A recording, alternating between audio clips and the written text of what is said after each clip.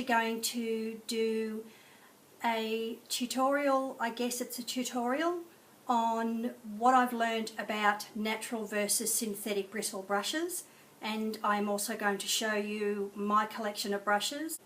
I am going to be honest and show this poor wee little beast. I have had this for about probably a good 5 years now. It is falling apart. It has been a fabulous little brush. It's a Nude by Nature one that I got with a starter kit from a chemist. It still washes well. It's densely packed enough that I can still use it to blend out bronzer for contouring and things like that, but I do think that it's on its last legs. I'm just reluctant to let it go because it's the first makeup brush of any sort that I ever owned. The first makeup brush set that I got was this one, and it is from an Australian company called She. It's actually She. That's what it has on the brush handles. This was a gift with purchase, so I purchased their Pure Magic Primer, which is a beautiful primer, and you can now purchase these in Priceline. And this was the brush set that I got with it.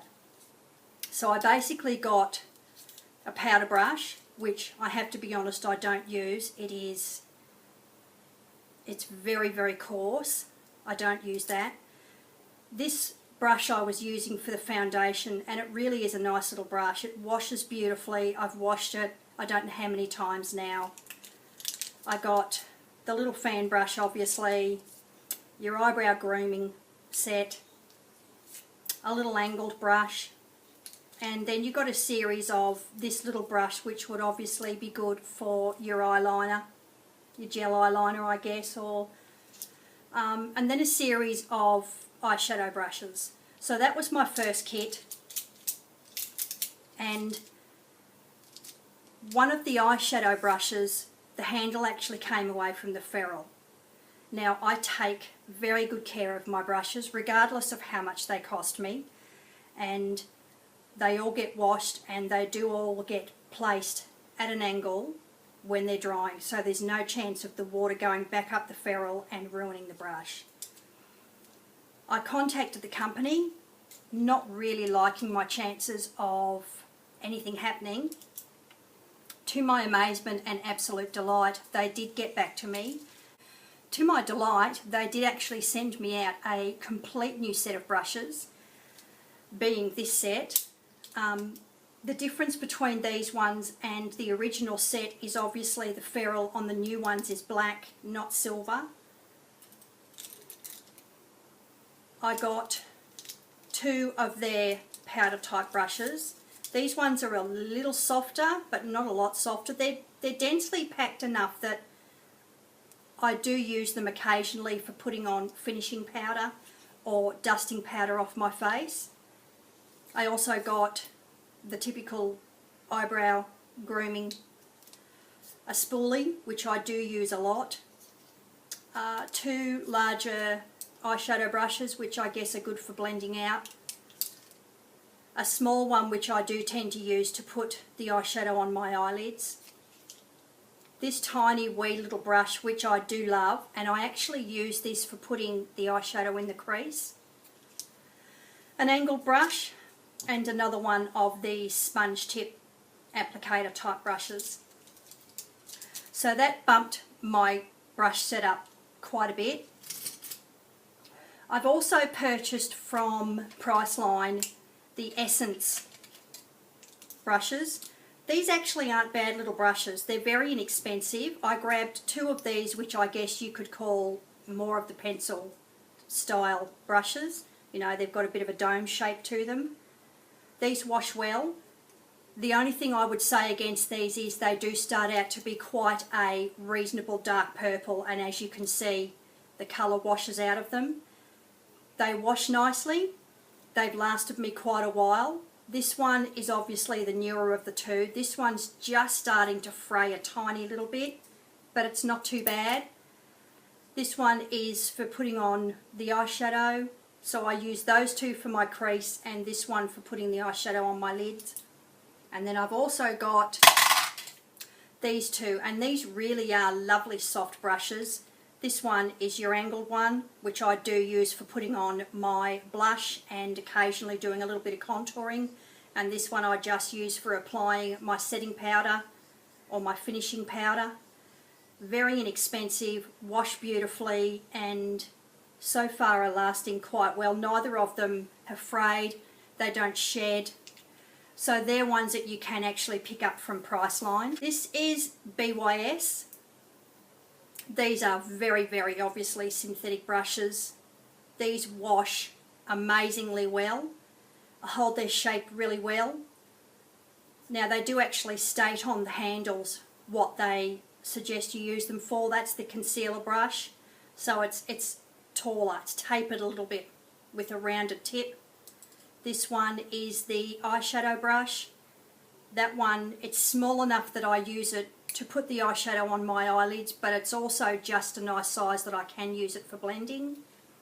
And then this little beastie here, I use this both for putting the eyeshadow on my eyelids and also for smudging out underneath as well. Now these are the ones that I've picked up very recently, and they are Fake Face Cosmetics. Now they are really nicely put together little brushes. So I have the small smudge brush, the eyeshadow C brush, the angled eyeliner brush, and the small angled brush.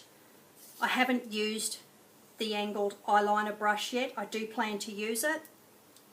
I have used the eyeshadow C brush. Now what they're indicating with this brush is that you can do your C that way, or you can use it for blending as well.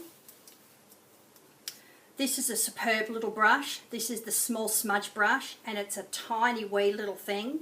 So again, I find that I like using that to put eyeshadow into the crease or underneath, and your small angled brush. These three actually end up becoming 6 brushes. They are double-ended. I picked these up from Aldi for, I believe, $7 or $8. I haven't used these very much yet. They're synthetic. They're nicely put together. They're well packed. This one is just dense enough that you can still use it to apply perhaps blush, bronzer for contouring, because it's got the angle to it. This end I think is small enough that again I could use it for putting blush on.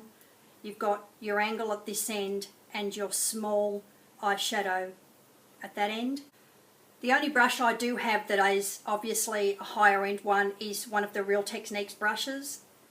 This is the stippling brush. This one I do use to apply my foundation. I actually use this to put it on my face first, and I go down the nose, crisscross on that cheek, crisscross on that cheek, same on the forehead, dab on the chin, and then I use this to stipple it and then buff it into my face. Now I'm going to give you a rundown on what I've personally learned with regards to natural bristle brushes versus synthetic bristle brushes.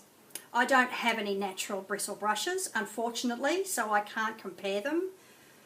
What I do know, being one of the major differences, is that the natural bristle brushes, each bristle has a cuticle. It's hair. Our hair naturally has a cuticle, the same with your brushes. And they are actually designed, when you drag on the skin, that it picks up the pigment and the oils, which makes for very, very even blending. That's one of the huge draw cards with natural bristle brushes, and they do last longer than your synthetic brushes. Having said that, your synthetic brushes don't soak up as much of the product as your natural bristle brushes, so that is one of the bonuses to having synthetic. They're cheaper to purchase. I have found that all my synthetic brushes wash beautifully. I haven't had a problem with that to date. And with your synthetic brushes, you have less likelihood of them harbouring any sort of bacteria, as opposed to your natural brushes that if you haven't washed them properly and there's residue left in your brushes, for example this one that's really quite a dense, it's quite a well packed brush. With that being synthetic, there is less likelihood that bacteria is going to be able to start building in that. So what I've learnt to look for with any of my brushes, especially the ones that I go and purchase myself, is to make sure, I'll use this one as an example. Obviously you make sure that the bristles are nicely packed, that they're not fraying, there's not ragged edges on the actual brush head itself. Your handles are nicely designed and the ferrule is evenly set on the handle so that they're supporting the bristles, they're keeping the bristles in place securely, and that your ferrule's not wobbling on the handle. Like, these are really good solid brushes. Even the little cheap ones. This is a BYS one. This cost me, I think, $2. But it's still well put together. It's good and secure. The ferrule's not going to come away from the handle, and I'm actually giving that a fair old check. The actual metal part of the ferrule is nice and even and solid and secure, so the bristles are not going to come out of that. There's no chance of that happening. So it's up to you whether you choose natural over synthetic. Obviously natural are going to be more expensive. At some point in time, my dream is to own one nice set of natural bristle brushes, just so I can say I have them, because I imagine they are beautiful brushes to own and to use. I'm on a full-time student budget, so for me at this point in time I've had to be incredibly selective on what I purchase. I have tested 90% of these brushes, I would imagine, of all these brushes that I just showed you, and there are quite a few. All up, this has probably cost me $50, $60. That's all up. And it's a lot of brushes. So that's all my brushes. And as you can see, there are quite a few of them. I have plenty of brushes to play with. They all wash well. I take as good a care of these as I would any of my brushes, regardless of whether they cost me $2 or $20, $22 with my stippling brush. So that's what I've learned about makeup brushes. My reason for learning it is I'm one of these people where I don't just like to know how to do something or how something works. I like to know why I do something or why it works that way. And I was curious to know what the differences were between the natural versus the synthetic, so I went and did my own research. Hopefully this will be of some interest to some of you ladies out there. I would love to think that it will be of interest to some of you. Please give me a thumbs up if you actually found this to be informative, because that's part of why I do what I do. I know for me, it's nice to think that I'm able to go and watch these YouTube videos and to actually learn something. And there are people that I have learned so much of and I am so grateful for. So that's one of the reasons I put this video together, is I'm hoping that even if it's useful for one other person, that's all I want. That's all I'm after.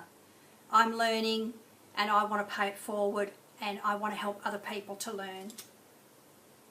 So please leave me some comments if you found this to be helpful today. As I said, a thumbs up would be awesome, because then it gets my videos into the system and more people will see it. And obviously I would love more people to subscribe. So have a fabulous day, morning, evening, wherever you are in the world, and I hope to chat with you again very soon. Thank you for watching. Okay, bye.